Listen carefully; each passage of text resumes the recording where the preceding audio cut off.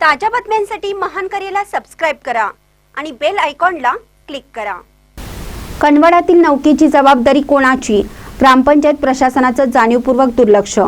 कनवाड येथे महापुरात स्थलांतरित व्हावं यासाठी आमदार डॉक्टर राजेंद्र पाटील यड्रावकर यांनी कनवाड गावासाठी नवीन नौका होडी काही दिवसापूर्वी दिली आहे।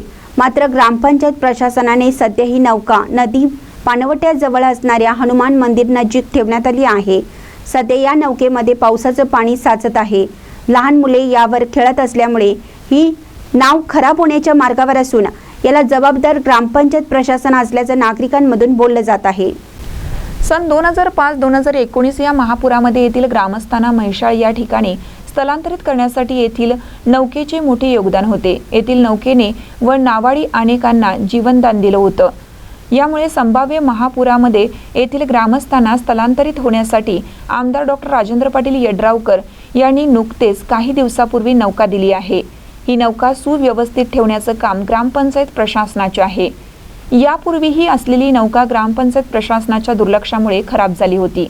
आता ही तीच परिस्थिती झाली असून नवीन कोरी असलेली नौका खराब झाल्यास संभाव्य महापुरामध्ये स्थलांतरित होण्यासाठी ग्रामस्थांना अडचण निर्माण होणार आहे।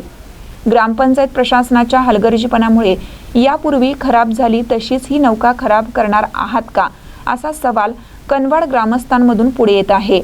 तात्काळ ग्रामपंचायत प्रशासनाने या नौकेवर ताडपत्रीने झाकून उंचीवर व्यवस्थित ठेवणं गरजेचं बनलं आहे।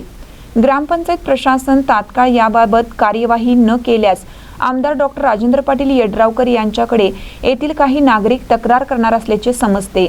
महानकर न्यूजसाठी इजाज खान पठाण, कनवाड।